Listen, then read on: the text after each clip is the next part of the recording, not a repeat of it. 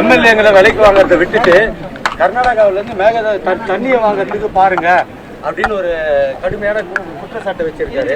அவங்க எது நல்லது பண்ணாலும் கெட்டதும் எது பண்ணாலும் விமர்சனம் பண்ணிட்டு தான் இருப்பாங்க.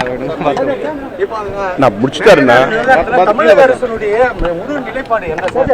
இதனால பாதிக்கப்பட போறது வேளாண் துறை அமைச்சர் நீங்க கொச்சிக்காதீங்க, வாங்க சாப்பிடுவாங்க. விவசாயத்துக்காக ஒதுக்கப்பட்ட உரங்கள்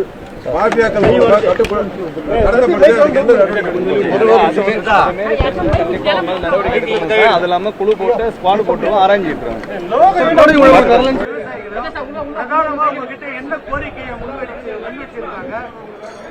இல்ல அனைத்து விவசாயிகளும் பட்ஜெட்ல கடந்த ஆட்சியில பாத்தீங்கன்னா நிறைய நிதி அறிக்கை கூட்டம் நடத்திருக்கு. ஆனா அந்த பட்ஜெட்ல எதுவுமே அது வரல, அது செயல்படுத்தல. இந்த நிதி அறிக்கையில் விவசாயிகளோட கோரிக்கைகளும் கேட்டோம். அது பட்ஜெட்ல அவர்களுக்கு செய்து கொடுக்குற மாதிரி நல்ல திட்டங்கள் வரும்.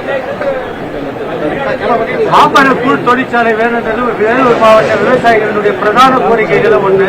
கடந்த 5 ஆண்டு கால ஆட்சியிலிருந்து தொடர் போராட்டத்தை அவங்க முன்னெடுத்திருக்காங்க. லாஸ்ட் இயர் பாத்தீங்கன்னா கூட நிறைய டன் கணக்கான மாம்பழங்களை கொட்டி விவசாயிகள் நஷ்டத்தை சந்திச்சாங்க. வேலூர் மாவட்டத்திற்கு மாம்பழ கூழ் தொழிற்சாலை கொண்டு வருவதற்கான நடவடிக்கை இந்த நிதிநிலை அறிக்கை இந்த பட்ஜெட்ல அறிவிக்கிறதுக்கான வாய்ப்புகள் உண்டா? விவசாயிகள் மாம்பழ கூழ் ஃபேக்டரி அமைக்கிறது கேட்டிருக்காங்க. இன்னைக்கு அவங்களோட பல்வேறு கோரிக்கை பல விவசாயிகள் சொல்லியிருக்காங்க. அது சம்பந்தமா நாங்கள் இன்னும் 2 நாட்கள் 3 நாட்களில் அடுத்த விவசாய சிஎம்மோட மீட்டிங்லாம் இருக்கு. எங்களோட செக்ரட்டரிஸ் எல்லாரும் சேர்ந்து அதை ஆலோசனை செய்து அதுக்கான நடவடிக்கை சிஎம் மூலியமா அறிவிக்கப்படும்.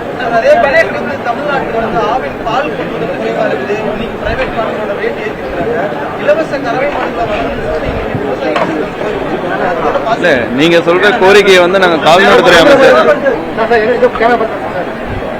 நீங்க சொல்ற அவங்க கேட்கிற கோரிக்கையை நாங்க பால்வளத்துறை அமைச்சர் கவனத்துக்கு கொண்டு போயிட்டு அவங்க சொல்லுவாங்க, அறிவிப்பாங்க.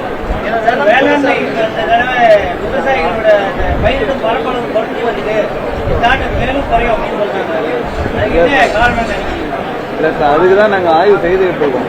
சம்பந்தப்பட்ட அதிகாரியோட சேர்ந்து ஆய்வு செய்து கொண்டிருக்கோம்.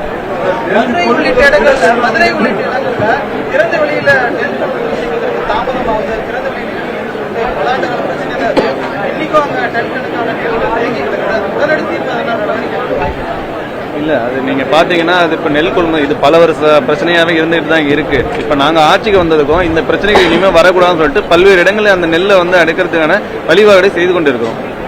கர்நாடகாவில் போதிய அளவு தண்ணீர் இல்லை, அதனால மேகதாதுவிலிருந்து தமிழகத்திற்கு தண்ணீர் தர இயலாதுன்னு அந்த துறை அமைச்சர் ராமலிங்க ரெட்டி சொல்லியிருக்காரு. இப்போ அந்த டெல்டா விவசாயிகள் நீர் பாசனத்துக்கு முக்கியமானது அது மேகதாது தண்ணீர். அதற்கான மாற்று இப்ப கர்நாடகா தண்ணீர் தர மாட்டேன்னு சொல்றாரு மினிஸ்டர். தமிழக அரசு அதுக்கான மாற்று வழி என்ன ஏற்படும்? கண்டிப்பா சார், தண்ணி திறந்து வர்றதுக்கு நாங்க விட்டுற மாட்டோம், தமிழக அரசு விட்டுற மாட்டோம். அதுக்கான நடவடிக்கை எடுக்க மாட்டோம். அதே போல மேகதாது